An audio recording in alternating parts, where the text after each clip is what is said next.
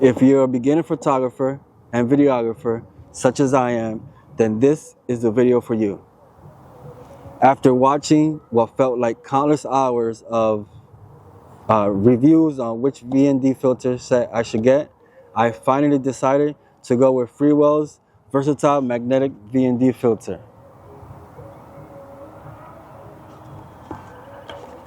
This filter comes with a 2 to 5 stop, a 6 to 9 stop, a CPL, an ND32 with a CPL, a glow mist with a 2 to 5 stop, and a glow mist with a 6 to 9 stop.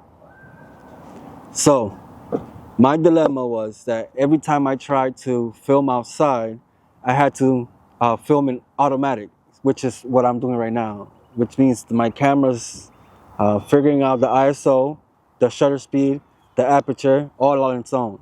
And if you could see the tree behind me and the cars, they look very sharp. You know, there's no blur, there's no bokeh, however you say it.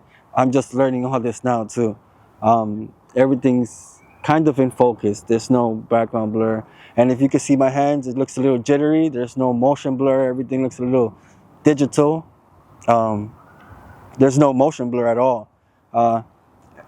So that's the problem I was having. So I decided to go with Freewell's VND system because I felt like it was the best bang for the buck, honestly. Like all the other ones is just way too expensive. And this one comes with a hard stop. You know, after researching and watching all those videos, like I said, I thought that was important too, this hard stop. Because with the other VND magnetic systems that I did see, there was these X's once the polarizers crossed. So I want to do everything right from the get. I want to make sure my videos are nice and, you know, perfect from the beginning. I don't want to make mistakes. You know, of course you learn from your mistakes, but after, like I said, after watching all these videos, I saw their mistakes and I don't want to make them too. Anyways, I already have the Freewell base on my camera, and it says I have to line up the ND1 with the base ring on the camera. But first, let me put my camera in manual, because like I said, right now it's an automatic. All right, now my camera is in manual. I am in ISO 100. That's the lowest my camera goes. I am shooting right now in 4K, 24 frames per second. And right now my shutter speed is at 1/50, which is double my frame rate. And as you can see, everything is very bright. Everything is overly exposed. You can't really see anything in the background anymore. The tree basically disappeared. You know, you can't really see much. So I'm gonna throw on the base ND, which is ND1 on the base ring on the camera, and let's see what that does to my image. Okay, that looks a little better.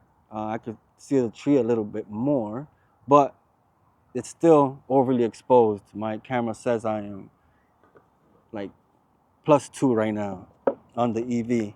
So I'm gonna throw on the 2 to 5 and see how that looks. Okay, now let me turn it, and how does that look? All right, how does that look? I think that looks good. Okay. Yeah, that looks very good. Look at the tree behind me. The tree behind me looks a lot blurry. And the cars behind me too also look a lot blurred. And I look like I'm very separated from the background now, which is exactly what I was trying to achieve here. So right now, like I said, I am shooting in 24 frames per second, 1/50, and shutter speed and ISO 100, and everything around me looks beautiful too. So this is just one of the uses for this VND filter set. I'll be making more videos demonstrating how this filter set can further elevate your videos and your photography. With that being said, thanks for watching. I hope this video was useful, and I'll see you on my next one.